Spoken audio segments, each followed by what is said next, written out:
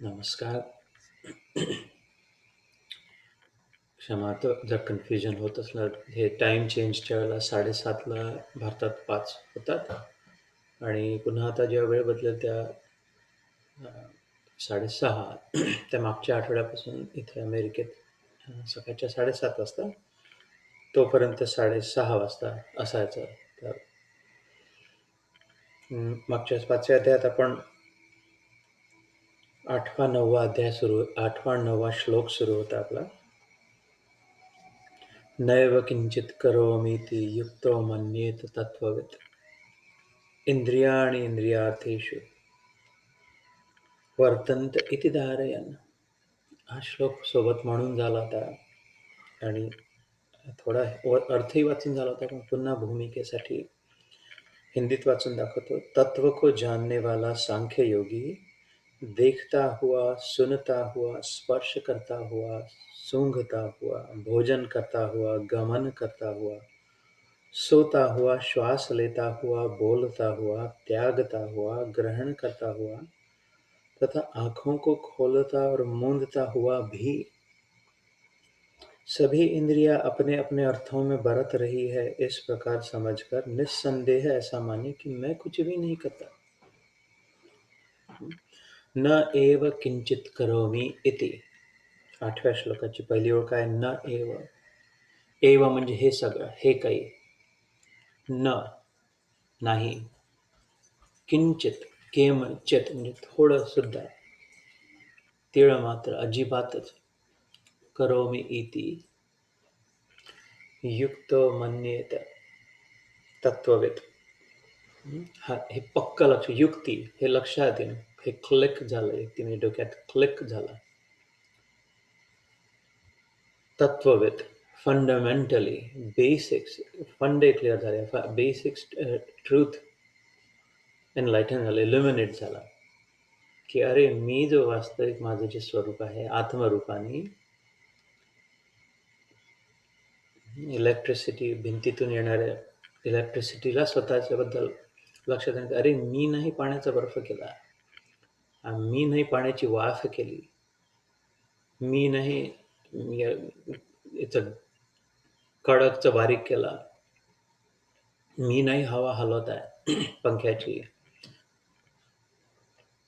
मी नाही ऑन करून गरम करत आहे शेगडी, मी सगळ्यांना पॉवर करते आहे. विद्युत इलेक्ट्रिसिटीने जर विचार केला की ज्याची जशी वृत्ती आहे सेम इलेक्ट्रिसिटीमधून कोणाच्या वृत्तीमध्ये कॉइलमध्ये आहे जे आहे त्याला तसं न राहू देता गरम करणं. कोणाची वृत्ती असते की जिथे गेलं तिथे तडतड बोलून, राग करून, वाईट व्यवहार करून, वृत्तीच तशी आहे.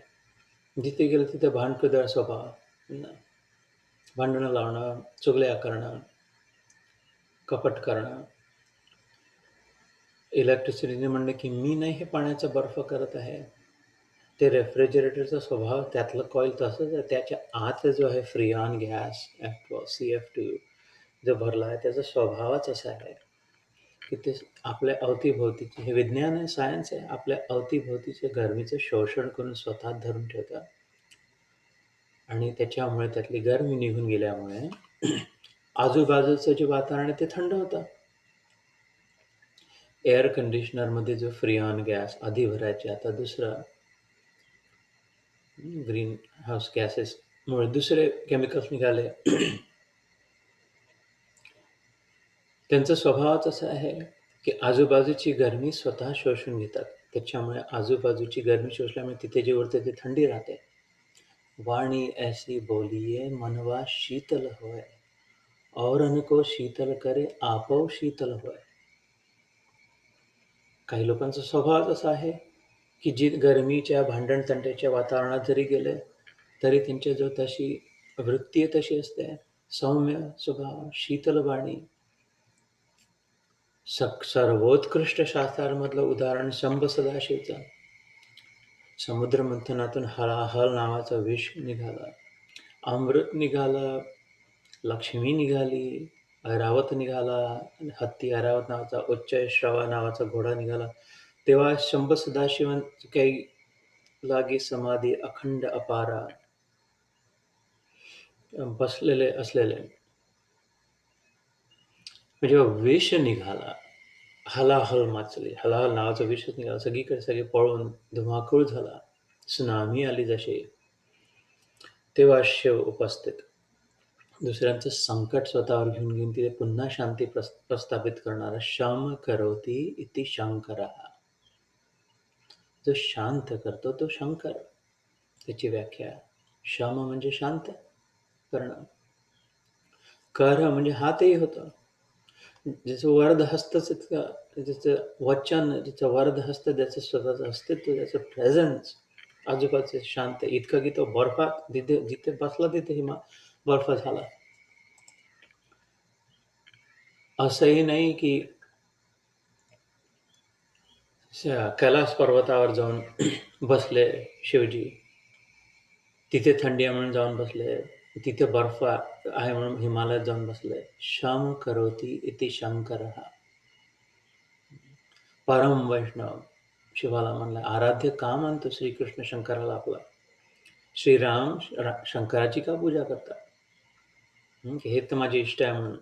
त्याचा स्वभावच तसा, शम करोति इति शंकर. जिथे असले तिथे शांत करणार त्याचा स्वभाव. जिथे बर्फ आहे, जिथे थंडी आहे, जिथे हिमालय आहे, जिथे कैलास आहे, तिथे जाऊन ते बसतात नाही. ते जिथे बसतात तिथे थंडी होते, वातावरण थंड होतं. ते कुठेही असले तरी शंकर शांत. दुसऱ्याच्या जीवनातलं हलाहल वेश, समुद्र मंथनातलं वैभव सोडून दिलं, पण वेश स्वतः घेणारा शंकर. म्हणून तो आराध्य आहे, म्हणून तो इष्ट आहे. जो स्वभावच तसा आहे, दुसऱ्यांचं दुःख स्वतःवर घेऊन घेणारा, दुसऱ्यांसाठी उरलेलं सुख ठेवणारा, तो शंकर. स्वतःच्या अस्तित्वाने दुःखाचं शोषण करून आनंदाचं पोषण करणारा तो शिव, सदाशिव, सदाशिव, इष्ट करणारा, सदा मंगलदायी, सदा कल्याणकारी, सदाशिव.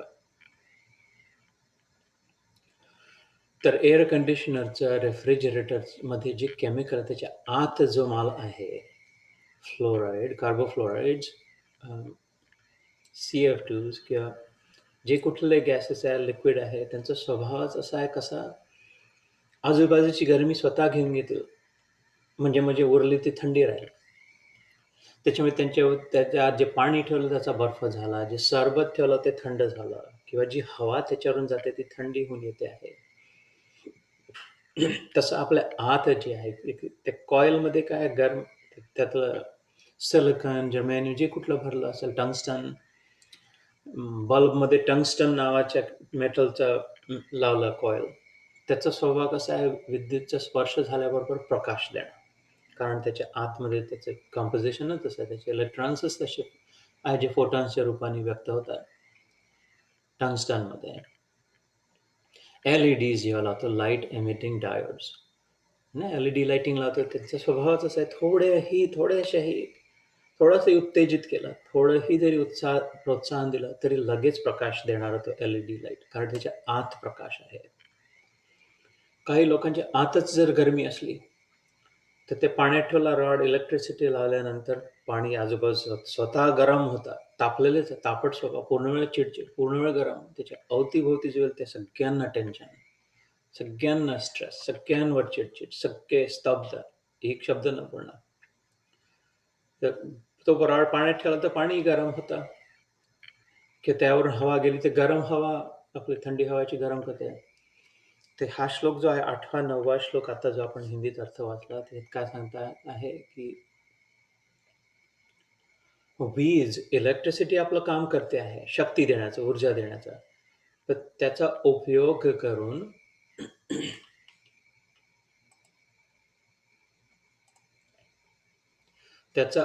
करून जे काही अप्लायन्स आहेत त्याच्या आत जसं माल भरला असेल तसा ते करून घेतं. तर हे योगीच्या लक्षात येतं की न एव किंचित करोमि इति युक्तो मन्येत तत्त्ववित्. तत्वरूपाने, फंडामेंटली, आतली युक्ती, आत विचार करून त्याच्या पक्क लक्षात आलं आहे की अरे मी तर वीज आहे, इलेक्ट्रिसिटी आहे आत्मरूपाने.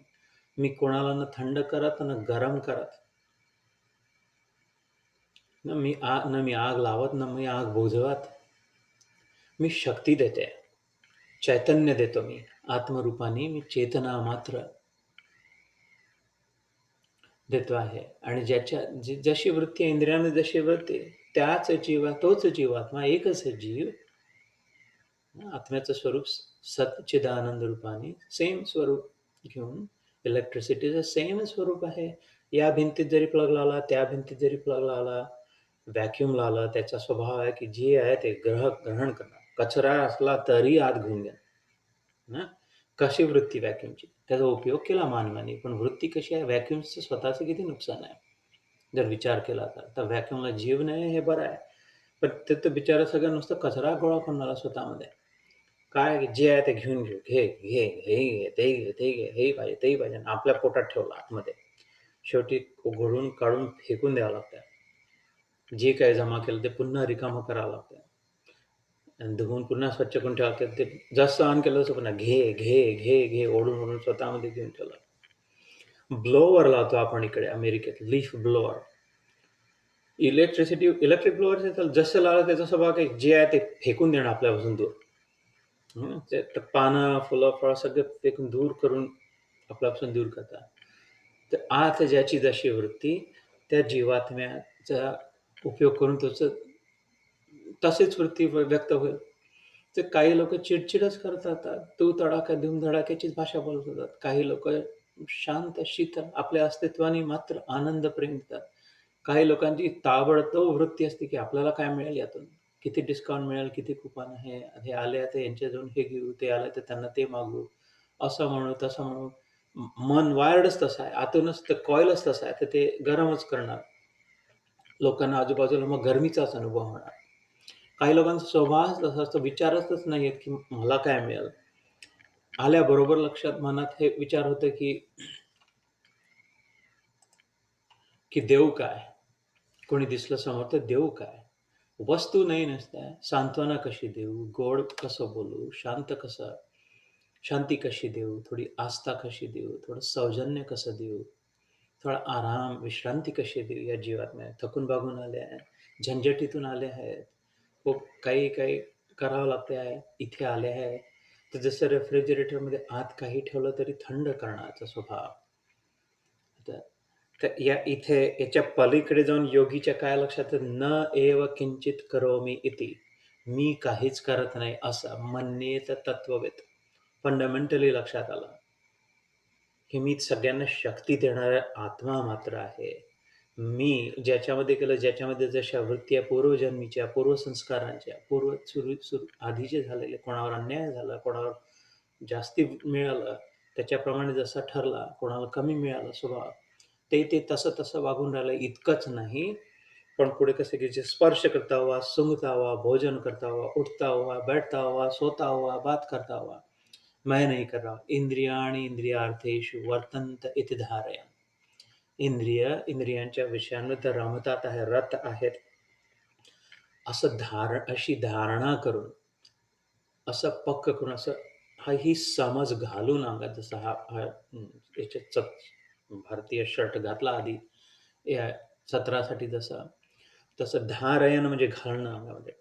माझं आता रूप असं दिसतंय जे घातलं ते. ज्यांनी धारण जे केलं, तो तसं व्यक्त होतं.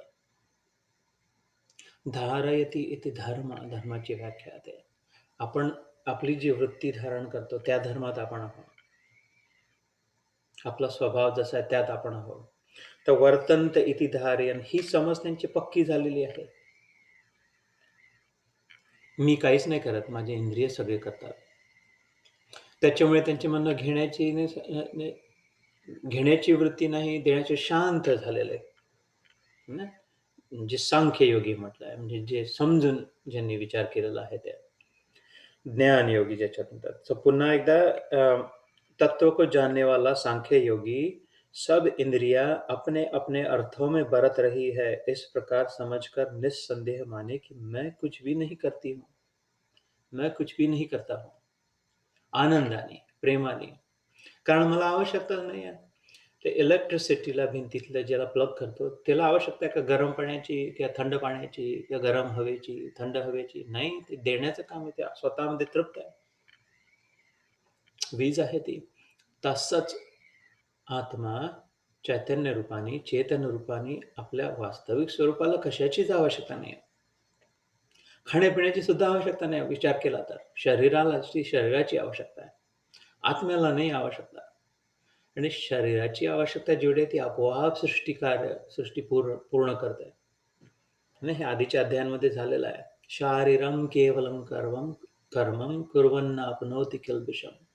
शरीर रक्षणासाठी फक्त खरोखर जेवढं आहे त्यात दोष नाही, त्यात काही पाप नाही. कुठल्यातरी सत्रात सुरुवातीच्या कदाचित सांगितलं असेल, ब्रह्माला आज्ञा झाली सृष्टी निर्माण करायच्या आधी जी कुठली स्पेशी जी कुठली योनी निर्माण करशील, पहिले त्याच्या आधी खाण्याची व्यवस्था कर, खाण्यापिण्याची व्यवस्था कर. म्हणून तिची फूड चेन आपण ज्याला म्हणतो, की हा प्राणी याला खातो, हे प्राणी गवत खाते ना, मग त्याला हा प्राणी खातो, मग त्याला तो प्राणी खातो, त्याला तो प्राणी खातो. असं करत की जेव्हा पहिले खाण्यापिण्याची व्यवस्था कर ब्रह्मा, मग त्याला जन्म दे. हे शास्त्रांमध्ये अशी आज्ञा निर्मात्याला. मेक शुअर की तू कोणाला जन्म देणार असेल तर खाण्यापिण्याची व्यवस्था राहील. हे निश्चिंत राहायला हवं नाही. तरी भीक मागायला लागते, मिळत नाही ही गोष्ट वेगळी. आपला स्वार्थ आला मानवाच्या मनात स्वार्थामुळे तसं झालं ते. ईश्वराने सृष्टीने सगळ्यांसाठी खाण्यापिण्याची व्यवस्था केली आहे. त्याच्यामुळे शरीराच्याच रक्षणासाठी इतकाही निश्चिंत राहू शकते. ज्याचा विश्वास आहे ईश्वरावर, विशेष करून जे शास्त्रांवर श्रद्धा आहे, मनात धर्मावर आस्था आहे, त्याच्या मनात चुकूनही एक क्षणही कधीच चिंता नसावी, की आपल्याजवळ नक्की राहील नाही ना शेवटी. असे तर दिवस नाही येणार ना, खाण्यापिण्यासाठी नाही आहे पैसा, डोक्यावर छत नाही आहे, अंगावर घातलेला कपडा सोडून दुसरं काही नाही आहे. आता हेच कसं? खऱ्या ईश्वरावर श्रद्धेची परीक्षा एक एक संकेत हा की निश्चिंत जीवन. खरोखर नाही, 10 वेळा विचार करायची आवश्यकता नाही, पासबुक पाहायची आवश्यकता नाही, 10 वेळा सतत. पुन्हा ती चर्चा करायची, वार्तालापाची आवश्यकता नाही, की किती आहे, कसा आहे, कुठून मिळेल, काय झालं. निश्चिंत जीवन. आहे जेवढं आवश्यक आहे तेवढं मिळेलच. पक्का ठाम विश्वास आहे. मिळालंच आजपर्यंत. भुकं नाही मरावं लागलं, नंग नाही फिरावं लागलं आणि बाहेर रस्त्यावर नाही भटकावं लागलं. आजपर्यंतचा अनुभव नाही जन्मापासून.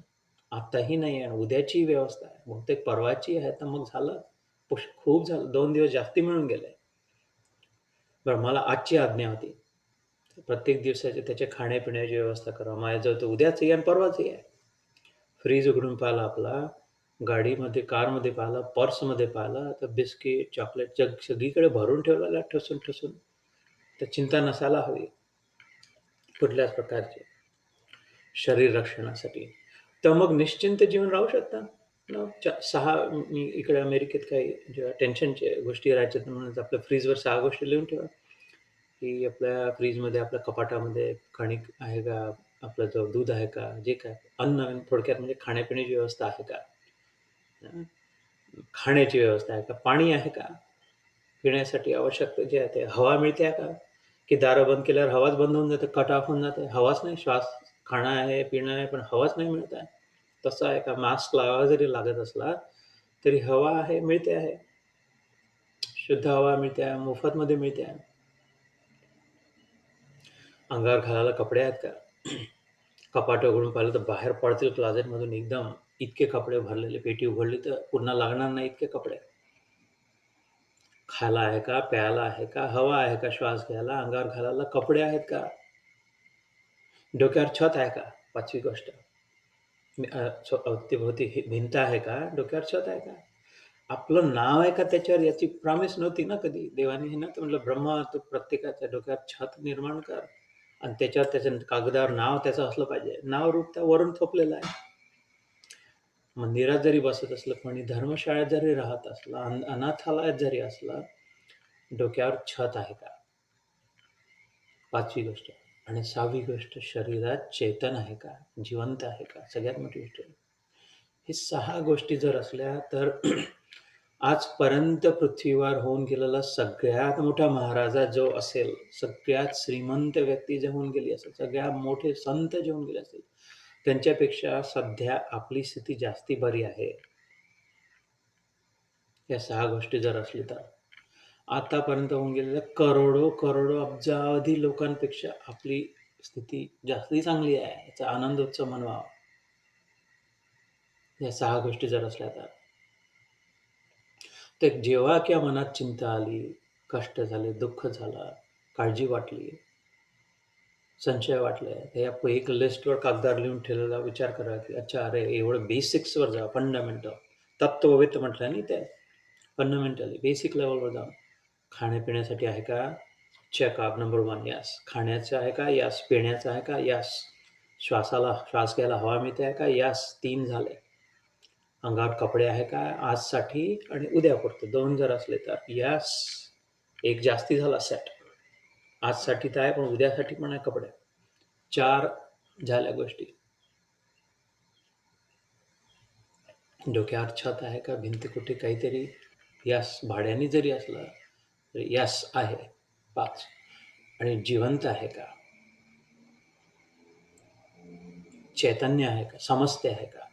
यस. तर पूर्ण बादशाह. हम है अपने आप हर परिस्थिती के बाप.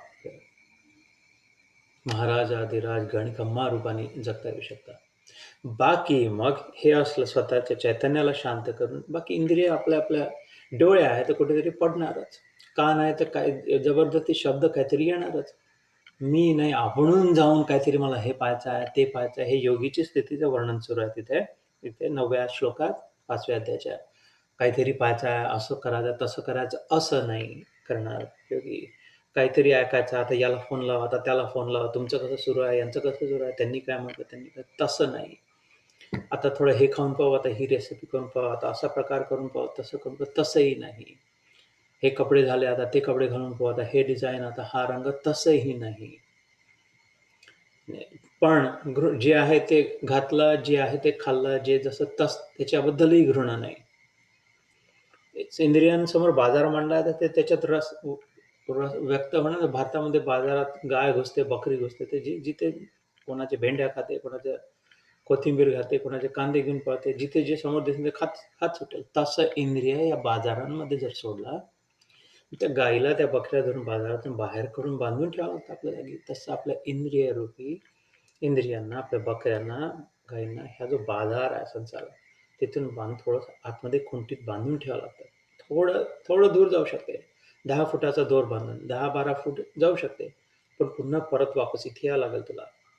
गाईला, बकरीला जसं बांधून ठेवतं, तसं आपल्या इंद्रियांना जेवढं आवश्यक तेवढा रत राहा. बाकी सकाळच्या ध्यान या सत्राच्या आधी जे आपण ध्यान केला, त्याच्यात जसं ज्ञानेश्वरांचा आपण ऐकला, समर्थ रामदासांचं ऐकलं, तसं तो स्वभाव करू. तर त्याच्यामुळे मग त्यांना विषादही नाही. त्याचा उपयोग काय, फायदा काय? त्या योगीचे एक प्रमुख लक्षण काय? योगी म्हणजे ज्या योगिक स्थितीत स्थित झालेली स्त्री अथवा पुरुष, ते काय विषाद नाही मनात. मुख्य लक्षण. मनात कुठलंच दुःख नाही. कुठल्याच परिस्थितीबद्दल कंप्लेन नाही. विषाद नाही हे तर सुटलं, पण आनंद आहे. दुसरं लक्षण. अत्यंत सुख. शास्त्रामध्ये अत्यंत दुःख निवृत्ती आणि अत्यंतिक सुख प्राप्ती. अति अंत. अत्यंत म्हणजे काय? अति अंत. अति झालं खूप आणि संपूर्ण शेवटच्या टोकाचं दुःख जरी झालं त्याचा अनुभव नाही, आणि आनंदाचा जो काही शेवटचा अनुभव असेल, अतिअंत, तो सतत अनुभव. यम लब्ध्वा च अपरम लाभम मन्यते नाधिकम तत यस्मिन् स्थितो न दुःखेन गुरुणामपि विचालयेत. 6व्या याच्या नंतरच्याच अध्यायात ध्यान योगा खूप सुंदर, खूप धुरंधर, खूप प्रभावशाली, तोफ गोळ्यासारखे शक्तिशाली एकापेक्षा एक श्लोक आहेत. त्यातला हा एक श्लोक आहे की या स्थितीची प्राप्ती झाल्यानंतर यम लब्ध्वा, हे लाभ होऊन, च न अपरम लाभम, याच्यापेक्षा मोठी प्राप्ती होऊ शकत नाही. सगळे पायाशी बसून रोज हार घालत असले, पाय चाटत असले आपले अवतीभोवती, जरी तीही याच्यासमोर प्राप्ती कमी वाटेल. मोठमोठ्या महालांमध्ये राहायला मिळून राहिला आहे. जिकडे गेलं तिकडे उदो होत आहे. मोटर गाड्या, ड्रायव्हर तयार आहे. खाण्यापिण्याचं जे रेल-चेल रोज पाहिजे तशी आहे. सगळीकडे नाव, कमाई झाली आहे. त्याच्याही पेक्षा एक मोठी, की अशी प्राप्ती यम लब्ध्वा च अपरम लाभ, याच्यापेक्षा मोठा आनंद जी प्राप्ती होऊच शकत नाही. मन्यते न अधिकं तथा. याच्यापेक्षा मोठा आनंद होऊ शकत नाही. यस्मिन स्थितो, अशा स्थितीत रमून योगी न दुःखेन गुरुणामपि विचालित. मोठ्यातलं मोठं दुःख झाले. गुरु म्हणजे मोठा दुःख जरी आला, महासंकट, सगळ्यात वाईट घटना जरी घडल्या, कितीही अपमान झाले, कितीही स्तुती अवमान झाला, निंदा झाली, कितीही चोऱ्या झाल्या, कशीही अवस्था झाली, न विचारले, मग तिथून विचलित नाही होत ती प्राप्ती. कारण सगळा अपमान बाहेरून, सगळी हारतुरे बाहेरून, सगळ्या वस्तू बाहेरून, सगळंच बाहेर आणि तो आत जाऊन ती बसली आपल्या प्रसन्न चित्त स्थितीमध्ये. तम विद्या दुःख संयोग वियोग सन्नितम सनिश्चयेन योक्तव्यो योगो निर्विण्ण चेतसा. त्याच्या पुढचा श्लोक त्या 6व्या अध्यायातला. निर्वाण पदाची बुद्धदेवानी जी व्याख्या केली त्याच्या 3000 वर्षापूर्वी श्रीकृष्णाने गीतेत व्याख्या केली. निर्विण्ण चेतसा, त्याची चेतना निर्वाण पदाला स्थिर झालेली ज्योत असते, त्याच्या दिव्याची सतत डगमगणारी, आता उजेल की आता राहील नाही, एकसारखी जशी तेलाची धार, तेल ओतताना कशी धार असते, थेंब थेंब थेंब तुकडे तुकडे नाही पडत. उच्छृंखल पाणी ओतताना तिकडे तिकडे उडतात शिंतोडे, तुकडे तुकडे करत उडत उडत. तेलाची एक सलग धार, स्थिर चित्त, कारण त्याला स्वतःचं वजन आहे, तेल पाण्यापेक्षा वजनी आहे, गंभीर आहे. गंभीर व्यक्तीचं जीवन उच्छृंखल नसतं. उच्छृंखल म्हणजे वर येणं, जे वर आलं ते खाली पडलं, धडपड धडपड धडपड, थोडं हे थोडं ते थोडं ते. तसं गंभीर मन ज्याचं आहे त्याला निर्वाण पदाचा अनुभव होतो. योगो निर्विण्ण चेतस, त्याची चेतना, त्याचं चैतन्य स्थिर झालेलं असतं, स्थैर्य प्राप्ती होते. यथा दीपो निवात असतो नेंगते सोपमा स्मृत यस्मिन स्थित. दुसऱ्या अध्यायात हा श्लोक झाला होता की दिव्याची वात कधी आपण बघतोय, कधी काळी इतकं सुंदर कृष्णासमोर देवासमोर दिवा लावला आणि स्थिर वात आहे, अजिबात हालत नाहीये, सुंदर प्रकाश, थोडीही हालचाल नाही. बघून वाटतं कशी सात्विकतेचा अनुभव होतो, कसं सौम्य वाटतं, किती छान वाटतं. तसं त्या योगीचं चित्त स्थिर चित्त.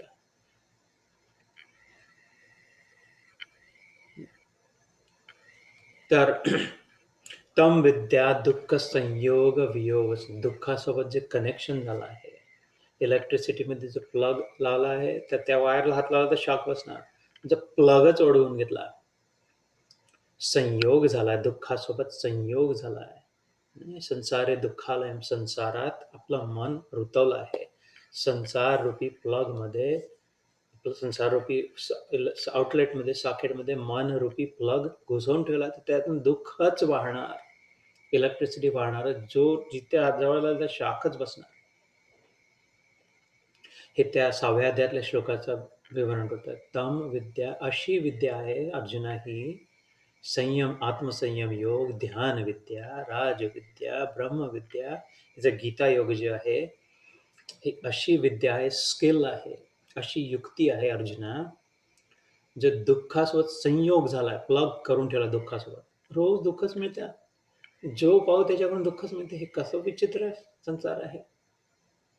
संयोग ते अनप्लग होईल, संयोग वियोग, त्याच्यातून प्लग काढून फेकला जाईल.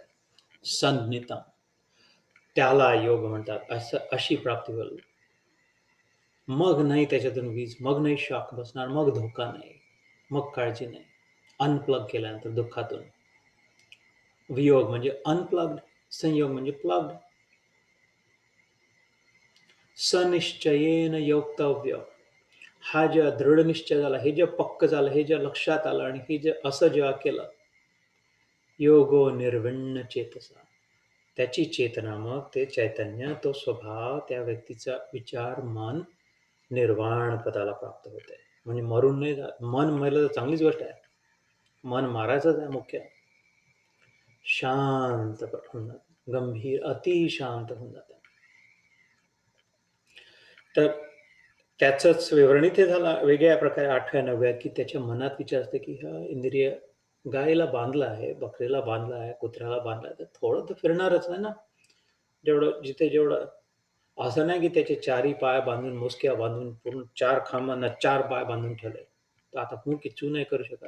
तर तो अन्याय, अत्याचार आहे, त्याचा स्वभाव आहे फिरणं बाबा वाऱ्याचा. तसं पण नियंत्रणात असणं. तर 10व्या श्लोकात ब्रह्मणा ब्रह्मण्यी आधाय ब्रह्मण्याधाय कर्माणि संगम त्यक्त्वा करोति यः लिप्यते न स पापेन पद्मपत्रमिवाम्भसा।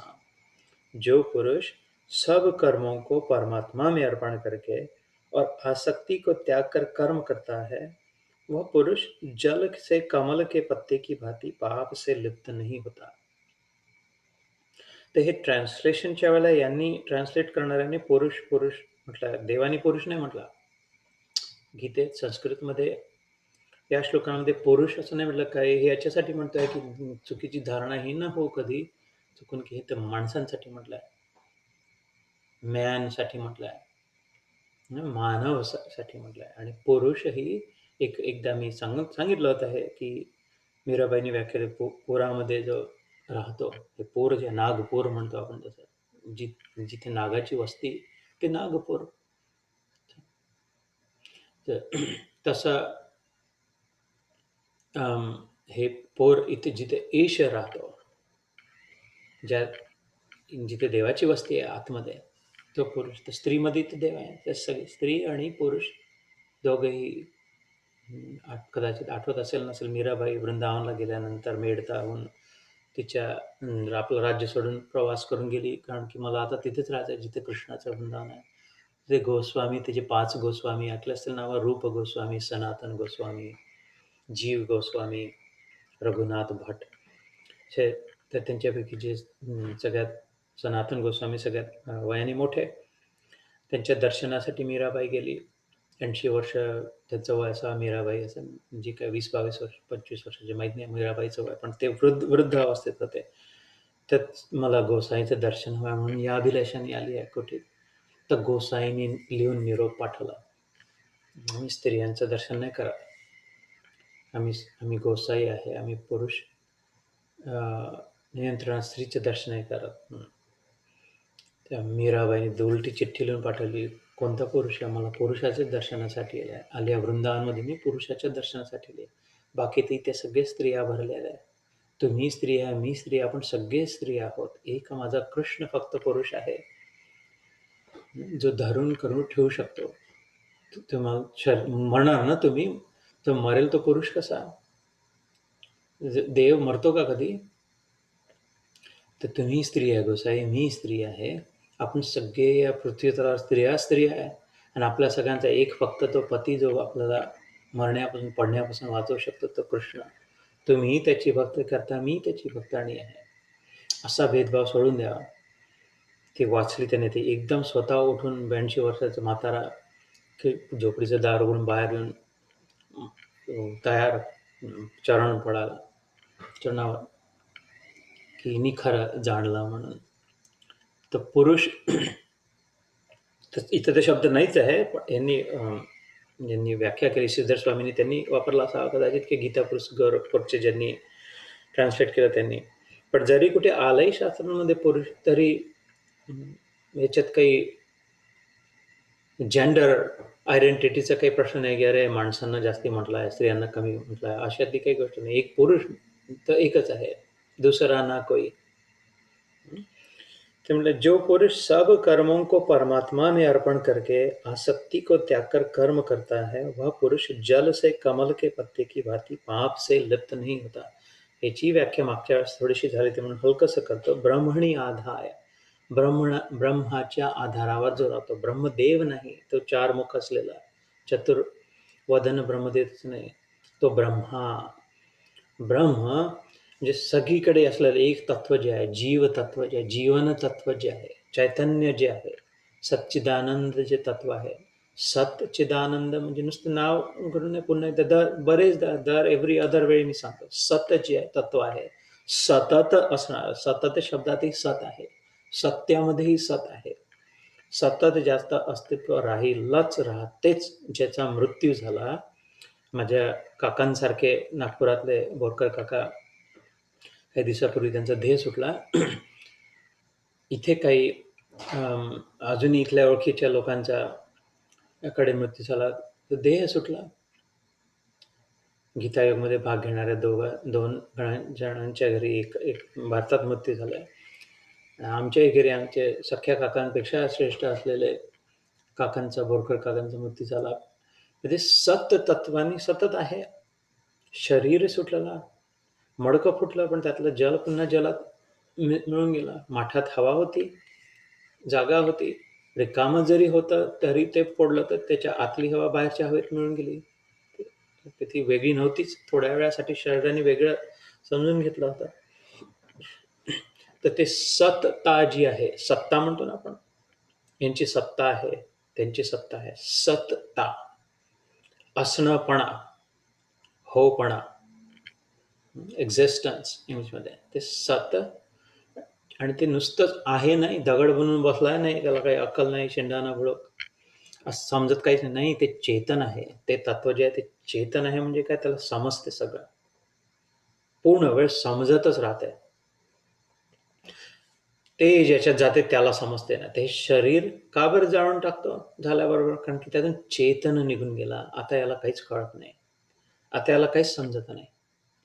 याच्या तोंडावर पेढे ठेवले, टाळूवर लोणी लावलं तरी काहीच नाही. याला एवढे नवीन कपडे घातले, हार घातले तरी काहीच कळत नाही. असंच पडलाय. 100 लोक भेटायला आले, दर्शनाला आले तरी असंच पडलाय. याला काही कळत नाही आता. कारण ज्यांनी कळत होता तो निघून गेला. तो तो तो आत्मा तो होता. बोरकर काका ते होते. चैतन्य, चेतन. आणि ते सत आहे. आत्ताच आपण बोललो, ते तर आहेच, नेहमी होते, आत्ताही आहे आणि नेहमी राहतील. ते सत तत्व. आणि जाणते आहे. शरीर सोडलं पण जाणतात आहे. चेतन. आणि आनंद, सतत आनंद स्वरूपात आहे. तर स्वभाव आनंदाचा आहे. वस्तू, व्यक्ती, स्थिती, परिस्थितीने आनंद मिळेल आणि मग तो थोडा वेळ टिकेल आणि मग जाईल, मग दुःख होईल, मग पुन्हा प्रयत्न करावा लागेल, मग पुन्हा खूप आढातोडा करून मिळेल, मग थोडा वेळ टिकेल, मग पुन्हा जाईल. असा नाही आनंद. कसं तरी जबरदस्तीने धरून ठेवलं आणि मग पटकन पुन्हा तुटलं, असं नाही आनंद. सतत, सतचित आनंद, सदा आनंद, सदा असणारा आनंद. हे आत्म्याचं मूळ स्वरूप आहे. हे तात्विक ज्ञान. तर ते फक्त त्यांचंच होतं नाही, आपलंही आहे. तेव्हा पहिलेच्या काळी होतं, सत्ययुगात होतं, त्रेतायुगात होतं, राम होते म्हणून, द्वापर युगात होतं, कृष्ण होता म्हणून. आता कलियुग आहे, बेकार आहे, खराब आहे, एकदम थर्ड क्लास आहे, आता नाही, असं नाही. हे ते 4 दिवसात 4 निरनिराळे स्वप्न पडतात. तसंच एक दिवशी सत्ययुगाचं स्वप्न पडलं, दुसऱ्या दिवशी त्रेतायुगाचं, तिसऱ्या दिवशी द्वापर युगाचं. सध्या आता हे नाईटमेअर सुरू आहे, कलियुगाचं वाईट स्वप्न सुरू आहे आजचं. पण शेवटी स्वप्नानंतर तसंची तशी पुन्हा अवस्था आहे. ते तात्विक ज्ञान, आपलं मूळ स्वरूप. बाहेरच्या आडंबरांची आवश्यकता नसलं, सच्चिदानंद स्वरूपाचं जाणलं, तर त्या तत्वाला सत, चित, आनंद, सर्वव्याप्त, विभू, सगळीकडे असलेला. भारतातही आहे ते तत्व, अमेरिकेतही आहे, आफ्रिकेतही आहे, समुद्राच्या खोलीतही आहे, आकाशाच्या वरही आहे, पृथ्वीवर तर आहेच, पण पूर्ण सौरमंडलात आहे, पण सगळ्या आकाशगंगांमध्ये आहे. त्यांच्या पाताळातही आहे, पाताल, रसातल, तलातल, सुतल, 7ही पाताल लोकांमध्ये. आणि भू, भुव, स्वहा, महा, जनः, तपः, सत्य, अशा 7 वरच्या लोकांमध्येही आहे. मृत्यू लोकात इथेही आहे आणि त्या सगळ्यांच्या पलीकडेही आहे. ते सगळे त्याच्या उदरात आहे. तो त्यांच्यापेक्षा विशाल आहे तत्व.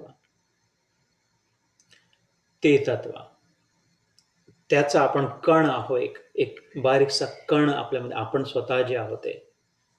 या विचाराने राहणं, हा शब्दच आहे, ब्रह्मणी आधाय. त्या ब्रह्माच्या आधाराने जो जीवन जगतो किंवा जगते, त्या तत्वाशी आपलं एकत्व जोडून, खरा संबंध कोणाशी आहे? त्या तत्वाशी आपला संबंध आहे. आजूबाजूला बाहेरून दिसणाऱ्या व्यक्तींसोबत नाही, ते शरीर रूपाने मानून घेतलं, तिथून शेवटी दुःखच मिळणार.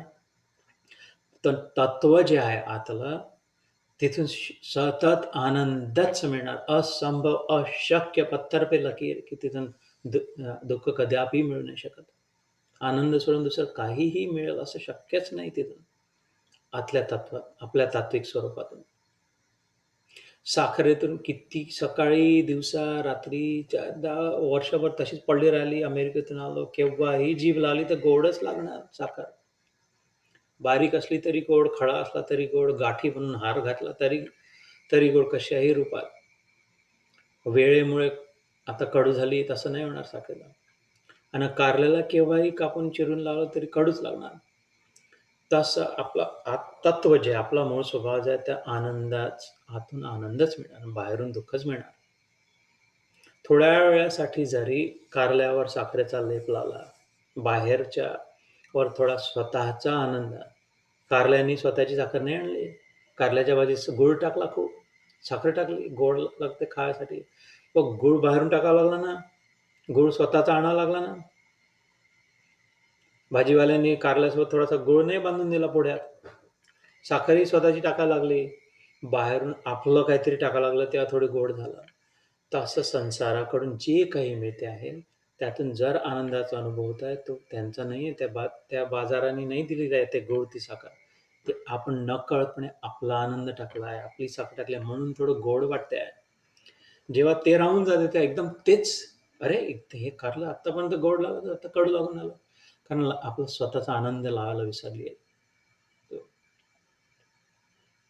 हे ज्याच्या लक्षात आलं आणि मग लक्षात आलं, की मग हे कारल्याची आवश्यकता आहे. मला गोडच जर खायचं होतं तर ते माझं स्वतःजवळ आहे. मग त्याचा आधार घेऊन ब्रह्मणाध्याय या शब्दाचं उघडून डिटेलमध्ये सांगतात. त्या विचारांचा आधार करून कर्माणी मग जी असे कर्म करेल, ते पक्क लक्षात घेऊन स्वतःचं महत्त्व जाणून इतरांचं महत्त्व जास्ती न समजून, ही खूप महत्त्वाची गोष्ट आहे. स्वतःचं महत्त्व ज्याच्या लक्षात आलं, त्यालाच बादशाहीचा अनुभव आला. दुसऱ्यांचं महत्त्व ज्याला वाटलं, त्याचं परावलंबित जीवन झालं. तर ब्रह्म आणि स्वतः म्हणजे शरीर नाही. ते शरीर तर मोहताज आहे. त्या शरीराला तर खूपच आवश्यकता आहे दुसऱ्यांची. सतत आवश्यकता. कुठलंही शरीर असलं, कितीही सुदृढ असो, पुरुषाचं असो, स्त्रियांचं असो, इतरांच्या भरोश्यावरच सगळ्यांचं शरीर हे सुद्धा शरीर. सगळ्यांच्या इतरांच्या आधारावरच आहे. मी स्वतः मात्र कुणाच्याच आधाराने मी आधार देणारी आहे, देणारा आहे, देणारं तत्व आहे. ब्रह्मण्याधाय कर्माणि संगम त्यक्त्वा, तर ते बाह्य संग सोडून जे शरीराने कर्म करणं आवश्यक आहे, कर्तव्य बुद्धीने तेवढे करणं. लिप्यते न स पापेन पद्मपत्रमिवांबसा, अशा विचार करून या तात्विक दृष्टीने जेवढे करणे आवश्यक तेवढे कर्म करून जे होतील त्यांनी त्या व्यक्तीला मग कमळाच्या पानावर पद्मपत्र मीवांबसा म्हणजे पाणी जसं टिकत नाही, थोड्या वेळासाठी पडतं, एक क्षणासाठी घसरून जातं, ओलं नाही करत. तसंच कर्माचं जे फळ आहे, कर्माची जी परिणती आहे, कर्माचं जे बंधन आहे मुख्य, मुक्ती पाहिजे ना, मुक्ती पाहिजे कारण बंधन आहे, बंधनाचा अनुभव होत आहे. बंधनाचा जो अनुभव होत आहे, बंधन कशाचं आहे? आसक्तीचं बंधन आहे, फळाच्या अपेक्षेचं बंधन आहे, आपलीच अपेक्षा आहे. तर तीच जर सोडली तर बंधनही सुटलं. काहीतरी मिळेल, काहीतरी होईल, काहीतरी कोणी म्हणेल, काहीतरी सांगेल, काहीतरी करेल ही अपेक्षा आहे, त्याचं बंधन आहे. पद्मपत्र त्यातून घसरून जाईल. कुठलंच बंधन नाही, कुठलंच पापच नाही. लिप्यते न पापेन, लेपायमान नाही, कुठेच डाग नाही. रामकृष्ण परमहंस उदाहरण द्यायचे, त्यांच्या रामकृष्ण वचनामृतांमध्ये आहे. पांढरा शुभ्र धोती कुर्ता घालून गेला, स्वच्छ एकदम, कोळशाच्या खदानीत. खदान आहे कोळशाची. कोळशाची खदान म्हणजे काय असते? हे ते फॅक्टरी नाही आहे कोळशाची. खदान म्हणजे खाली जे याच्यावर चालून राहिलो आहे, तोही कोळसा. वर जे छत आहे तेही कोळसा. इकडे जी भिंत आहे तीही कोळसा. इकडे जी भिंत आहे तीही कोळसा. आणि खदानीत बारीक नॅरो, बारीक गल्ल्या असतात खदानीमध्ये. फक्त कोळसा आहे, कोळशाची खदान म्हणजे आहे ना, त्यातून जो जाईल व्यक्ती. फॅक्टरी नाही कोळशाची, खदान. म्हणजे सगळी चहू बाजूनी खदान. पांढरा शुभ्र कुर्ता आणि धोती घालून नरेंद्र विवेकानंद म्हणतात, कोळशाच्या खदानीतून जाऊन राहिला. शक्य आहे का, की त्याला डाग नाही लागणार? कुर्त्याला जसं बाहेर तर जसाच्या तसा पांढरा शुभ्र स्वच्छ कुर्ता धोती राहील. खदानीतून जर जाऊन राहिला कोळशाच्या तर. तसा स्थिती ही संसारातून विचारत असताना कुठे ना कुठे पाप नाही होणार. काही ना काही दुःख नाही होणार हे संभव आहे का? संसारात राहून व्यवहार करून. डाग कुठे लागलाय? त्या कुर्त्याला लागले, धोतराला लागले. आत जो मी आहे बाबा, माझं शरीर ज्याच्याने घातला होता, इथे डाग लागला. या बाहीवर, म्हणजे इथे डाग लागला नाही ना. डाग इथे लागला, इथे नाही लागला. धोतरावर लागला, कुर्त्यावर लागला. मी तो नव्हतो, मी धोत्री नाही आहे, मी कुर्ता नाही आहे. मला नाही डाग लागला, मी नाही काळा झालो. धोतर धुवा लागेल, कुर्ता धुवा लागेल, मला नाही पुन्हा आंघोळ करायला लागणार. कोळशाच्या खदानीत जाऊन आलो म्हणून. एक उदाहरण द्यायचं, हे वरचा थोडासा आत्ताचा मसाला मी आपला स्वतःचा लावला. त्यांनी असं उदाहरण त्यांनी दिलं, डिटेल्स मी माझे लावले आहे. त्यांच्या वचनामृतांमध्ये असं नाही समजून सांगितलं, पण खूप सुंदर उदाहरण आहे ते. तर तसा की कोळशाच्या खदानी जाऊनही काळी न लागणं त्या व्यक्तीला. लिप्यते न स पापेन, संसारात राहूनही दुःख न होणं शक्य आहे का? शक्य आहे, जर आपलं वास्तविक स्वरूप जर झालं तर. कारण याच्या आधीच्या श्लोकांमध्ये झालं, इंद्रियांचं काम करून राहिले. दुःख मनाला होते, मी मन आहे का? अपमान शरीराचा झाला, मी शरीर आहे का? हे जे पक्क झालं, ब्रह्मणाध्याय, तो मी नव्हेच. हा एकच प्याला घ्यायचा आहे बस, ब्रह्मज्ञानाचा. हा एकच प्याला ज्याने पिला ब्रह्मानंदाचा, त्याच्या पक्क परमनंट लक्षात आलं की तो मी नव्हेच. आजपर्यंत जे समजत होती ती दुसरंच कोणीतरी, मग आनंदात स्थिती. तर सब कर्मों को परमात्मा में अर्पण करके आसक्ति को त्याग कर ब्रह्मणाध्याय कर्माणी संगम त्यक्त्वा करोति यः. मी मागे सांगितलं होता, जिथे जिथे भगवद्गीतेत संगम त्यक्त्वा, संग सोडण्याचा विचार आहे, त्या दोनपैकी एक उल्लेख असतो. एक तर फळाचा, कर्माशी उल्लेखून संगम त्यक्त्वा जिथे जिथे गीतेत आला आहे, जसं इथे आला, ब्रह्मणाध्याय कर्माणी संगम त्यक्त्वा. संग शब्द जर आला कर्माला धरून भगवद्गीतेत, तर तो संकेत करताय अपेक्षेकडे, फळाचा संग. मी हे केलं तर मला असं मिळावं, मी हे केलं मला काय मिळालं, ती जी अपेक्षा आहे त्याचा त्याग करण्याचं सांगितलं श्रीकृष्णाने. ते संघ सोडून म्हणजे शरीर, पुरुषाचा संघ सोडून, स्त्रीचा, आपल्या नातेवाईकांचा संघ सोडून, परिवारवाल्यांचा संघ करून, हिरमसलो करून, तसं त्यक्त्वा नाही म्हटलं श्रीकृष्णाने. म्हटलं जे काही कार्य केलं, जे काही कोणाला दिलं, त्यातून काहीतरी मिळेल ही अपेक्षा, याचाच फळाच्या अपेक्षेचा संघ सोडून. आणि जर कर्माला धरून नाही सांगतो त्यक्त्वा, दुसऱ्या कुठल्या उद्देशाने जर उल्लेख केला असेल भगवद्गीतेत त्यक्त्वा, त्यागाचा, तर तो गुणांच्या संघाबद्दल आहे. सात्विकता, राजसिकता, तामसिकता, यात न फसणं मन.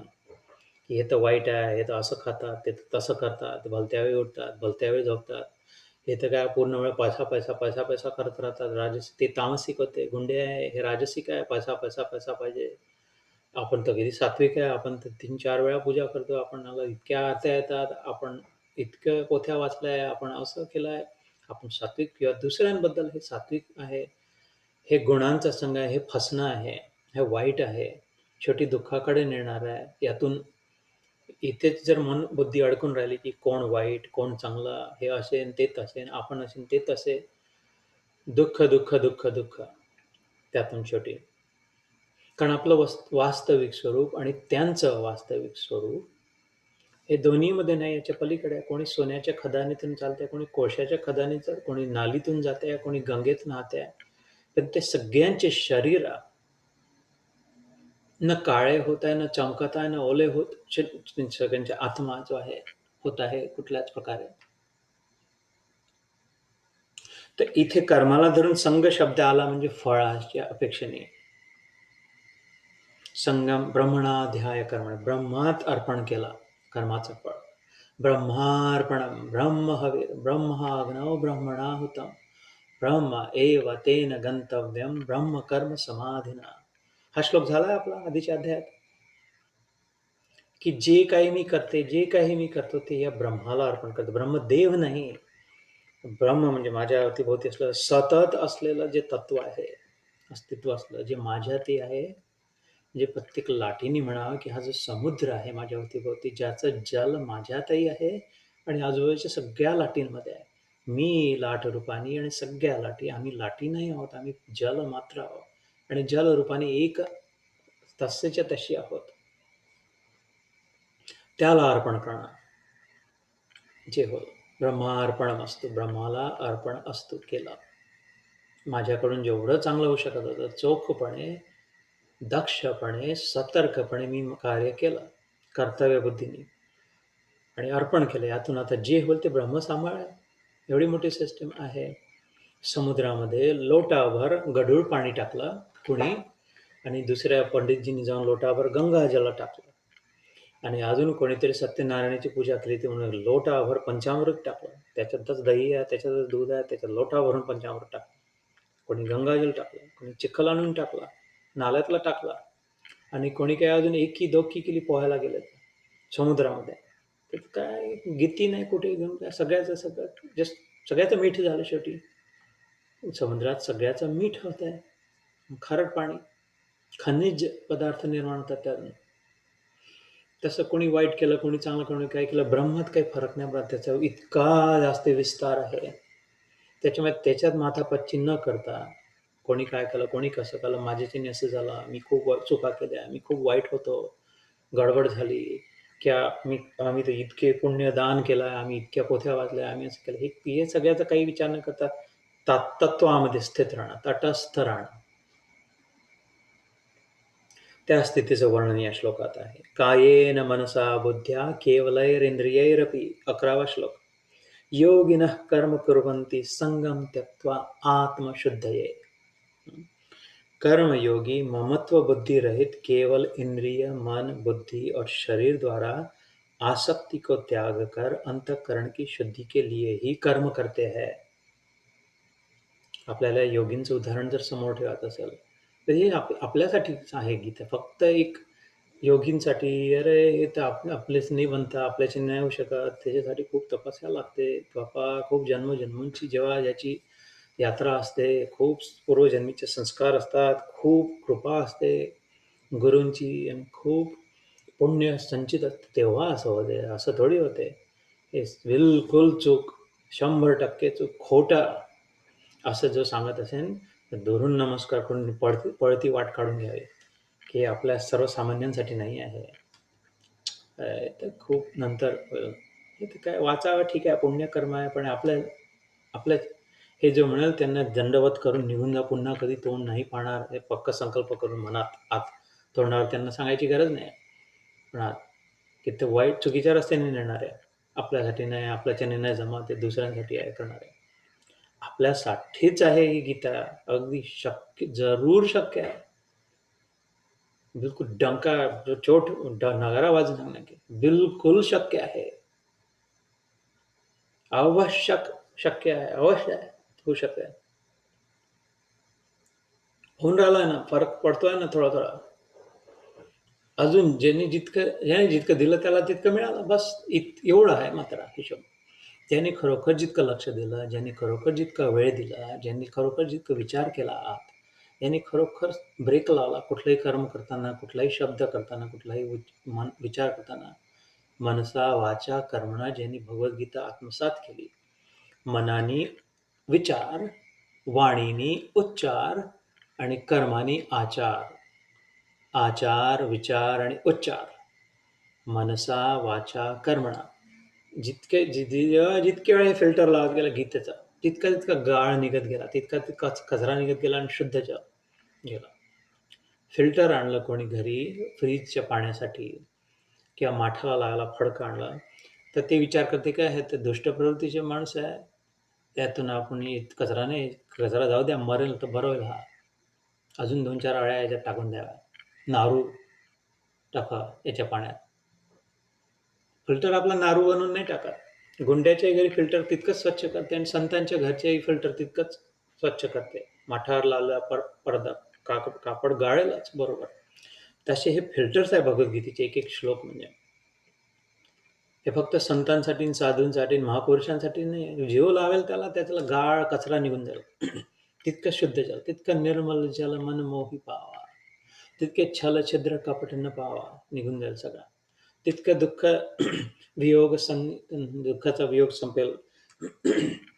तितकी आनंद, अत्यंतिक आनंद सुख प्राप्ती होईल. जितके सतर्क राहून, दक्ष राहून जेव्हा जेव्हा हे वापरलं तेव्हा तेव्हा कायेन मनसा एक्सक्यूज मी, हे याच्यासाठी म्हणलं कारण की इथे त्यांनीच हे विचार मांडले आहे श्रीकृष्णाने. काया म्हणजे शरीर, मनसा म्हणजे मन, बुद्ध्या विचार, बुद्धीने विचार करतो. कायेन मनसा बुद्ध्या केवलैर इंद्रियैरपी, आणि इंद्रिय सुद्धा, डोळ्यांचं पाहण्याचं काम, कानाचं ऐकण्याचं काम, नाकाचं वास घेण्याचं काम, जिभेचं चव घेण्याचं काम आणि त्वचेचं स्पर्शाचं अनुभवाचं काम. तर इंद्रिय आपले जे काही कामात आहे, मन जे काही विचार करते आहे, बुद्धी जे काही निर्णय घेते आहे, शरीर जे काही कर्मात राहत आहे, कणिक भिजवणं, पोळ्या लाटणं, भांडे घासणं, विश्रांती करणं, थोडा जे कुठलं कार्य सुरू असेल, योगी लोक काय करतात, हे तेही ते करतात. त्यांनाही पोळी खावी लागते, त्यांनाही आपलं मडकं घासावं लागतंय, त्यांनाही कपडे धुवावे लागतात, वाळत घालावे लागतात, त्यांनाही विश्रांती करावी लागते, दगडावर झोपून डोकं ठेवून. ठीक आहे, यथा पिंडे तथा ब्रह्मांडे, पूर्ण ब्रह्मांडात सगळं करावं लागतं, देवालाही करावं लागतं आणि करतो. विश्रांती, योग निद्रा, चातुर्मास जेव्हा येतो संपला ना, म्हणजे मोठी एकादशी जेव्हा येते, देव शयनी एकादशी जेव्हा येते, पंढरपूरची यात्रा, आणि आता डिसेंबरमध्ये झालेली देव उठी एकादशी, कार्तिक मासातली तो चतुर्मास, तो त्याचा निद्रेचा, योग निद्रेचा वेळ, विश्रांतीचा. तर त्यालाही जर करावं लागतं ते योगींना आणि संतांना आणि गुरूंना का नाही करावं लागतं? गुरूंनाही सगळं करावं लागतं, लोटा घ्यावं लागतं, लोटा भरायला जावं लागतं. गुरूंनी सगळ्यांना सगळं करावं लागतं, स्वच्छ ठेवावं लागतं. करावं सगळ्यांना सगळं लागतं आणि सगळे सगळं करतात, पण आतले विचार कम्प्लिटली टोटली डिफरंट. योगिनः कर्म कुर्वन्ति संगम त्यक्त्वा आत्मशुद्धये. योगी लोक कर्म तर करतात, पण संघ सोडून. आता पुन्हा कर्मासोबत संघ हा शब्द आला भगवद्गीतेत. मी मगाशीच सांगितलं, जेव्हा जेव्हा असं येते तो कसचा संगम त्यक्त्वा, कुठल्या संघाचा त्याग करणं, लोकांचा त्याग, नातेवाईकांचा त्याग, वस्तूंचा त्याग, व्यक्तींचा त्याग, जी आहे ते देश तो सोडून दुसरीकडे या त्याग, परिस्थितीचा त्याग, शरीराचा त्याग नाही. त्या जे काही कर्म सुरू आहे त्याच्यातून पुढे काय होणार त्या अपेक्षा, त्या विचारांचा त्याग, आउटकमचा त्याग, कर्मफळाचा त्याग, अपेक्षेचा त्याग. योगिनः कर्म कुर्वन्ति संगम त्यक्त्वा. कर्म केलं, पुढच्या क्षणी काय होणार ते सोडलं. फर्स्ट क्लास बिंदास. आता अमेरिकेत गीतायुगमध्ये एक मंत्र आम्ही उच्चारतो, अनेक मंत्र आहेत, त्याच्यापैकी एक मंत्र फर्स्ट क्लास बिंदास. या मंत्राचा अर्थ काय? प्रत्येक मंत्राचा अर्थ असतो ना. प्रत्येक कुठलाही मंत्र, ओम नमो भगवते वासुदेवाय, इव्हन महामृत्युंजय मंत्र जो एवढा, ओम त्र्यंबकम यजामहे सुगंधिम पुष्टिवर्धनम उर्वारुकमेव बंधनान् मृत्योर्मुक्षी अमामृतात. मंत्रशक्तीत आहे, पण यांचा अर्थही आहे, गूढ गहन अर्थ आहे. संजीवनी नावाचा एक मंत्र राहायचा पहिले. बृहस्पती आणि शुक्राचार्य या दोन गुरूंनाच फक्त तो माहीत होता. बृहस्पती देवांचे गुरु आणि शुक्राचार्य दैत्यांचे गुरु. तो मंत्राचं जर उच्चारण केलं, जे शंकरापासून आलेलं, मूळ मूळ पीठ, आदी गुरु ज्याला म्हणतात, शंकर, शिव, त्यांच्यापासून आलेला, त्यांनी दिलेला हा मंत्र, त्यांनी निर्माण केलेला. त्यांनी ऋषी, कारण मंत्र बनवणारे नसतात. ऋषी तू मंत्र द्रष्टारह न तू कर्तारह, असा एक उल्लेख येतो शास्त्रामध्ये, की ऋषी लोकांनी मंत्राचा अनुभव केला, बघितला, त्यांनी निर्माण नाही केले. निर्माण करणारा देव होता शंकर, मंत्र निर्माण करणारा. त्या बाय द वे, आता हे भलतीकडे चाललं, पण चांगल्या जागी चालली आहे म्हणून जाऊ देतो. त्या मंत्र त्यांनी म्हटलं किती 16-18 करोड मंत्र निर्माण केले शंकराने. हे पार्वतीला स्कंद पुराणात सांगितलं आहे. म्हणजे मी आता सांगतोय ते, मी संख्या विसरलो, पण किती ते 18 करोड, जी काय सहस्त्र कोटी, कदाचित हजारो कोटी मंत्र मी निर्माण केलेले आहे पार्वती. शेवटी माझाच निर्णय, पार्वतीने विचारलं की तू इथं बसून नुसतं राम राम राम का करत असतो? कोण आहे हा राम? कशाबद्दल? एक दोन शब्दाचा काय अर्थ आहे? हा प्रश्न उत्तर संवाद होता स्कंद पुराणात, पार्वती आणि शिवाचा. मग त्याच्यानंतर रामायणाची कथा झाली. पहिलं रामायण म्हटलं ते शंकरांनी पार्वतीला सांगितलं, वाल्मिकीने नंतर लिहिला, तुलसीदासने नंतर लिहिला, आणि मोरारे बापूने नंतर गायला. पहिला रामायण शंकरांनी म्हटला, पार्वती समोर फक्त सांगितलेला. कारण त्यांनी प्रश्न केला, राम राम कोण, राम कोण आहे? हे शब्द काय आहे, याचा अर्थ काय? तेव्हा त्यांनी सांगितलं, सगळे मंत्र सृष्टी ब्रह्मांडात जितके मंत्र ते सगळे मी निर्माण केलेले आहे. नारायण आपला मस्त योगी निद्रेत आराम करून आले आणि 24 तास तपस्वी शंभ सदाशिव महादेव. माझाच निष्कर्ष शेवटी असं निघाला की त्या सहस्त्र कोटी मंत्रांचा जाळ झाला, गुंतावून गेला, सोडणं कठीण झालं. कोणत्या मंत्राचा काय परिणाम, कोणत्या मंत्राची कोणती वेळ, कोणत्या मंत्राची कोणती व्याख्या, कोणत्या मंत्राचा छेद काय, छंद काय, निरनिराळे त्याचे फायदे काय, केव्हा म्हणावा, कोणी म्हणावा, किती वेळा म्हणावा. आणि शेवटी मीच विचार केला, माझ्याच निर्मिती, मग माझ्या लक्षात आलं की एक मी स्वतःसाठी जो बनवला होता सर्वोत्कृष्ट मंत्र, सगळ्यात सुलभ, सतत अप्लाय होणारा, सगळ्यांसाठी उपलब्ध असलेला, सगळ्यात प्रभावशाली, सर्वोच्च, तो राम. सहस्त्रनाम तत्तुल्यम राम नाम वरानने. रामरक्षा स्तोत्रात बुध कौशिक ऋषींनी वेदांमध्ये आलेला, लिहून ठेवलेला, की हजारो नावांमध्ये, मंत्रांमध्ये चे नाव एका बोलल्यात सहस्त्र नाम तुल्यम, त्यांची तुलना, त्याच्यापेक्षाही वर असलेला राम नाम वरानने, सुमुखी. वरानने, आनन म्हणजे चेहरा, सुंदर चेहरा असलेली पार्वती, मी तुला सांगतो सुंदरी, की हजारो नावांच्या तुलनेपेक्षा राम नाम वजनी जास्ती, आणि किती हलकं, तसं म्हणाला किती सोपं. तर मंत्राचा निर्माता शिव, आणि त्यांनी स्वतः निर्णय केलेला, आणि तेव्हापासून पार्वतीला मंत्र दीक्षा दिली, गुरु झाले पार्वतीचे शिवजी. मग तिने प्रार्थना केली की मग काय राम, काय चरित्र काय, कोण होता राम? तो त्यांच्याबद्दल तर नाही बोलत आहे ना. हे पार्वती शंकर पर्वत संवाद आहे की जे तो भटकत, जंगलात भटकत होता, सीते हाय सीते हाय सीते करत, आणि मी विचारलं होतं की कोण आहे एवढं आक्रोश करून आला, तर म्हणे हा राम आहे. तो तर नाही आहे ना, त्याच्याबद्दल तर नाही बोलत आहे ना. हसून म्हणाले, हो मी त्याच्याचबद्दल बोलतोय, तोच आहे, तोच राम. मग तिला संधी झाला की तो कसा राम, तुझ्यापेक्षा सगळं, तुझे जगदीश्वर आहे, तुझ्यापेक्षा श्रेष्ठ कसा तो, तू त्याचं चिंतन का करतो, त्याला तू आपलं इष्ट का मानतो? तो तर छाती फोडून रडून राहिला, बायकोचं नाव घेऊन ओरडून राहिला, कोणीतरी नेली, कोणी मदत कोण करेल, सुग्रीव वालीकडे चालला. मग अजून थोडंसं गोड हसून शंकराने म्हटलं, मग त्याला सांगतो थांब, तो वास्तविक कोण आहे आणि ही सगळी लीला काय आहे. आणि तिथून जी कथा सुरू झाली, त्यांच्यामध्ये भांडणही झालं होतं. स्कंदपुराणात ते शिव पार्वती, शंकराला राग आला होता पार्वतीचा, की माझ्या इष्टबद्दल मला जो सगळ्यात प्रिय आहे त्याच्याबद्दल तू असा कसा विचार करू शकते. मग पार्वतीला राग आला, अरे माझ्यापेक्षा तुला कोणी प्रिय आहे? तो म्हणतोय की सगळ्यात प्रिय जो आहे ते पार्वतीही रुसून बसली. शंकरालाही राग आला की माझ्या इष्टाबद्दल तू अशी अपव्यक्ती की रडून राहिला, जाऊन राहिला. कल्पना नाही, माहीत तर नाही काही कोणाबद्दल आहे. मग पुन्हा जेव्हा ते दोघांचे राग म्हटलं ते खरं खोटं देव जाणे, पण पुराणात आहे असा. मग शंकराने सांगायचा, पार्वतीने प्रार्थना केली की मला सांग, चूक झाली. नक्कीच कोणीतरी श्रेष्ठ तुझ्या महान असणार, तो राम. सांग मला प्लीज. मग सांगायला सुरुवात केली. तिथून रामायण पहिला निर्माण झाला.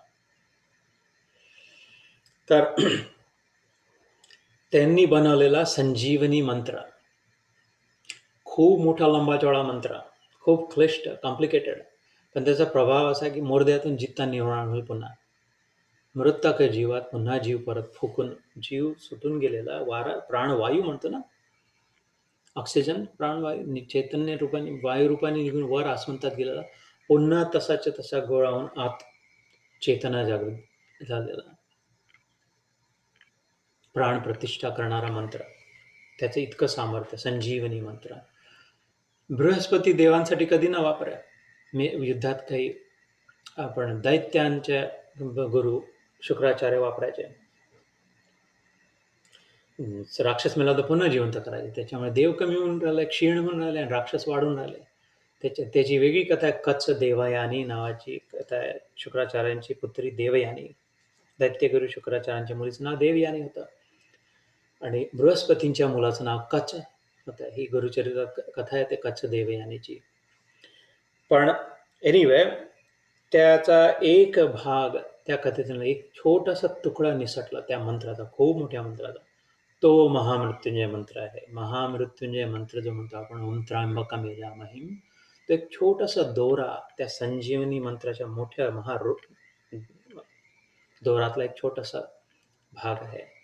त्याचाच एवढा प्रभाव, तर त्याचा किती प्रभाव असा. तसे निरनिराळे मंत्र असतात.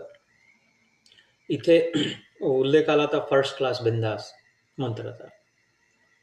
जे काही कर्म करायचं असेल, छोट्यातलं छोटं कर्म, मोठ्यातला मोठा, पूजापासून ते झाडू मारण्यापर्यंत, कोणासोबत 2 मिनिटं बसून सांत्वना देऊन शांत बोलण्यापासून ते कणिक भिजवण्यापर्यंत, सगळेच्या सगळे काम फर्स्ट क्लास कराय. Not third class and never second class, first class एकदम.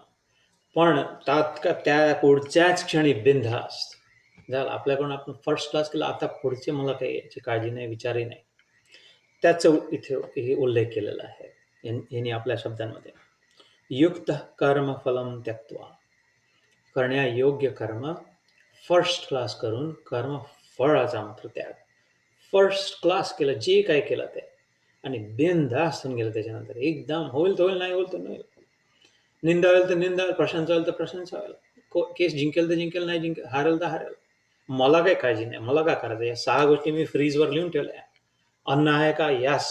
पाणी आहे का? यस. हवा आहे का? यस. 3 तर झाले, अर्धी मजल तर गाठली. अंगावर घालायला कपडा आहे का? यस. 4. अजून प्रगती होऊन राहिली. डोक्यावर छत आहे का? यस. 5 झाले. 80% मजल घातली. जिवंत आहे का? चैतन्य आहे का? समजते आहे का? काय आजूबाजूला कोण आहे की मुर्दा पडला? नाही, तेही आहे. यस, 100%.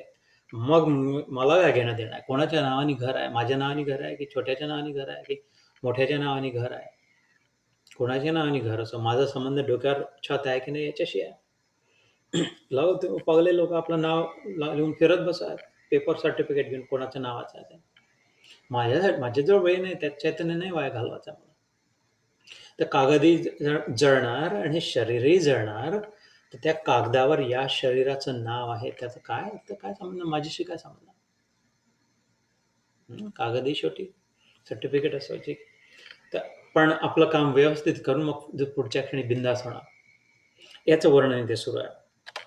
कर्मयोगी ममत्व बुद्धि रहित, केवल इंद्रिय, मन, बुद्धि और शरीर द्वारा भी आसक्ति को त्याग कर अंतःकरण की शुद्धी के लिए कर्म करते हैं. बस 10 मिनिटं अजून, 5-6 मिनिटं अजून करू आणि मागचं सत्र थांबवून ध्यान थोडंसं करून. कायेन शरीराने, मनसा मनानी, बुद्ध्या बुद्धीनी, केवल इंद्रियरपि, इंद्रियांनी सुद्धा जे डोळ्यांनी जे पाहणं सुरू आहे, कानाने जे ऐकणं सुरू आहे, ते आसक्तीने नाही, चिपकून नाही, काहीतरी हवा आहे म्हणून नाही, काहीतरी ठेवायचं आहे म्हणून नाही. बस त्यांचा स्वभाव आहे. ते कुत्र्याला बांधलाय थोडंफार तर फिरणारच. सतत वास घेत जाते कुत्रे. कुठेही काहीतरी वास घेत जाणारच. कुत्र्याकडे नीट लक्ष देऊन बघ, सतत एका मिनिटामध्ये 10-15 वेळा नाक कुठेतरी टेकतं वास घ्यायला. तसा नाकाचा स्वभाव आहे. ते जे येईल ते करेलच. कानाचा स्वभाव आहे. आपल्या 5 या कुत्र्या इंद्रिय रूपांना थोडं पक्क मनरूपी बांधून आणि मनरूपी खुंटी बुद्धीत ठोकून विचारवान होऊन चालू देणार. जास्तीत जास्त झंझटीत न पडणार. मालक घरात बसलाय. बुद्धिरूपी खुंटीत मनरूपी बुद्धिमतरूपी जमिनीत मनरूपी खुंटीत ठोकून दिली आहे पक्की आणि त्याला दोऱ्याने बांधून दिलं. जाऊन कुठे जातील? जास्तीत जास्त इथेच राहतील. निश्चिंत जीवन. आपण ना कुत्रा आहे, ना दोर आहे, ना खुंटी आहे, ना जमीन आहे. आपण मालक आहे. आत्मरूपाने आपण कंट्रोलमध्ये आहे.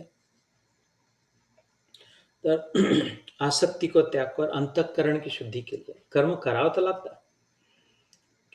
केल्याने होत आहे रे, आधी केलेच पाहिजे. त्याच्याशिवाय का करावं तर कर्मयोगात शिकलो आपण, कारण केल्याशिवाय समजत नाही. नुसतंच वरून लेक्चर ऐकून काही समजत नाही. तर ॲक्च्युअल जेव्हा प्रॅक्टिस केली त्या इतकं नाही जमलं, थोडं जमलं तरी जास्ती आनंद मिळतो. एवढं 2 घंटे लेक्चर ऐकून जेवढा आनंद मिळेल त्याच्या 100 पट आनंद जास्ती मिळतो, जेव्हा आपण थोडंसं जरी आता करू शकलो, ॲक्च्युअली करू शकलो, की हो नियंत्रण करू शकलो. हो, दुःखाची स्थिती आली होती, पण दुःख नाही समजून घेतली. वेळच्या वेळी पाय घसरत होता, पण पटकन धरून घेतला म्हणून पडली नाही. हे तेव्हा जो आनंद होतो तो याचे लाख गुणा मौल्यवान स्वतः जेव्हा करू शकला. पण त्याच्यासाठी करणं आवश्यक आहे. म्हणून ते लक्षात येण्यासाठी, समजण्यासाठी, त्या शुद्धीसाठी कर्तव्य भावनेने जेवढं आवश्यक तेवढं, जेव्हा योग्य तेव्हा, जितकं जरुरी तितकंच कर्म करणं ठीक आहे, पण त्यात घसरून न जाणं, वाहून न जाणं. तर आज इथे थांबवू. 11 श्लोक झाले. ममत्व बुद्धी रहित म्हटलं आहे. त्याग करणं म्हणजे आपलेपणा सोडून, माझं आहे म्हणून, माझं घर आहे म्हणून, माझं शरीर आहे म्हणून, माझे नातेवाईक आहे म्हणून, माझं करून माझं काही नाही आहे. माझं जे आहे तिकडे लक्ष नाही. माझा आत्मा आहे आणि त्या आत्म्याचा परमात्मा आहे. माझा आत्माही नाही आहे, मीच आत्मा आहे. माझं ते शरीर आहे, मी तर आत्मा आहे. शरीराचा आत्मा नाही आहे. मी शरीर आहे, माझा आत्मा आहे नाही. उलट पजाम्याने मला नाही घातला. पजामे मी घातला, कुर्त्याने मला घातला की मी कुर्त्याला घातला? मी कुर्त्याला घातला. तसं मी हे शरीर धारण केलं आहे. माझ्यावर शर्ट आहे की शर्टाच्या आत मी आहे? माझ्यावर शर्ट घातलाय मी, शर्टाच्या आत घुसून बसलो नाही मी. तसं मी आत आहे, माझ्यावर हे शरीर आहे, रूपी पांघरुण आहे. माझा परमात्मा आहे. हे जे झोले शरीर सगळे दुसरे माझे नाही आहे. ते ममत्व बुद्धी रहित. माझं हे कोणीच नाही. माझं तर आत्मा आहे. हे ते वस्तू आहे. शरीर नुसतं जड आहे, पडून जाते, फेकून द्यावं लागते, सोडून देतात, जाळून टाकतात. आणि का आजपर्यंत जीवन याच्यातच घालवलं. हे माझं, हे माझं, हे माझे, हे माझे करत. आणि जे वास्तविक माझं होतं ते लक्षही नाही, कल्पनाही नाही. कारण मीच कोण हेच माहीत नव्हतं. मी आत्मा आहे, माझा परमात्मा आहे. त्या शरीरातही आत्मा आहे, त्याचाही परमात्मा आहे. त्या रूपाने आमची एकता, साम्यता त्या आत्म्यासोबत आहे. आत्म्याकडून कधीच दुःख नाही मिळू शकतच नाही, कारण आत्म्यात तो दुसरं नाहीच आहे. साखरेकडून कडू रस मिळूच शकत नाही. कितीही माथापच्ची केली साखरेने, कितीही दुष्टता केली साखरेने, कितीही गुंडपणा केला, कटकारस्थान केलं, तरी साखरेतून गोडच मिळणार. तसं आत्म्यातून आनंद सोडून दुसरं मिळणं शक्यच नाही. आत्म्याशी जर संबंध जोडला, हजारो आत्म्याशी संबंध जोडला, आपण संबंध आत्म्याशी कुठे जोडला आहे? शरीराशी जोडला आहे, वस्तूंशी जोडला आहे, मनाशी जोडला आहे, बुद्धीशी, त्यांच्या विचारांसोबत जोडला आहे, त्यांच्या शब्दांसोबत जोडला आहे, त्यांनी काय शब्द म्हटले याच्यासोबत जोडला आहे. आत्म्यासोबत नाही जोडला, कारण स्वतःच आत्मा याची कल्पनाच नाही. स्वतःच शरीर आहे वाटते आहे, स्वतःच मन वाटते आहे. तर बस वरवरचंच लाटांवरच समुद्र मानून घेतला. समुद्र पाहिला, समुद्र देख के आया, समुद्र में नहा के आया.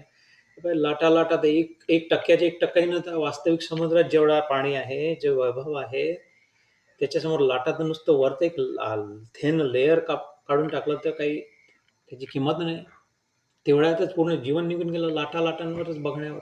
समुद्राची कल्पनाच नाही आली गांभीर्याची, जीवनाच्या गांभीर्याची, जीवनाच्या मूल्याची. तसं न व्हावं ते योगीच्या पण कर्म तर करत राहतात. आतलंही पाणी थोडंसं हलकं तर हलत राहते समुद्रातलं. आणि सतत धमाधम नाही होत. ते जेवढं आवश्यक आहे, ज्या लाटांनी, ज्या वाऱ्यानी थोडंसं खालचं पाणी हलते, आपण जेव्हा डुबकी मारतो पाण्यात लक्षात येतं तेवढं हलत राहते. हलू देते. योगीचं चित्त जेवढं समाजाने, जेवढं नातेवाईकांनी, जसं मी हळू हळू तेवढं करू देते. त्याचे चित्त खूप अट्टहासाने धरून नाही ठेवत ते पाणी तसं योगीचं चित्त. पण स्वतः खूप अजून धमाधम उच्छृंखल स्वभावात जाऊन तोंड मारून विचारपूस करून असं म्हणून तसं म्हणून त्यात मन नाही, गंभीर स्वभाव झाला. तर हे आतलं वैभव प्राप्त झालं. वर काय प्राप्त आहे? नारळ आहे, काही फेकलेला मुर्दा आहे, काही कोणी मोठा कचरापट्टी आहे जास्तीत जास्त वर. आतल्याला हिरे आहे, मोती आहे, काय वैभव नाही आतल्या पाण्याचं. सोन्याच्या खदानी आहे. याच्याजवळ काय कचरापट्टी आहे वरच्या लहरांवर. म्हणून हे आणि मग तृप्ती नाही आहे. म्हणून पुन्हा अजून ते कचरापट्टी गोळा केलं वरच राहून वरचेच विचार ठेवून. खोल झाला हवा, स्थिर व्हायला हवा. तर आतच आपले हिरे प्राप्त. आत्म हिरा जब लग जब मिला मुझे आत्म हिरा तब सब जग लगा सवा कसीरा. कबीरजी म्हणतात. सव्वा शेर, सव्वा पावाचा पूर्ण संसार मला वाटला जेव्हा मला माझा हिरा प्राप्त झाला. जय श्री कृष्ण. पुढच्या वेळेस 12व्या श्लोकातून सुरुवात करू, 5व्या अध्यायाचा. थोडा वेळ ध्यान करू आणि मग आजचा विराम.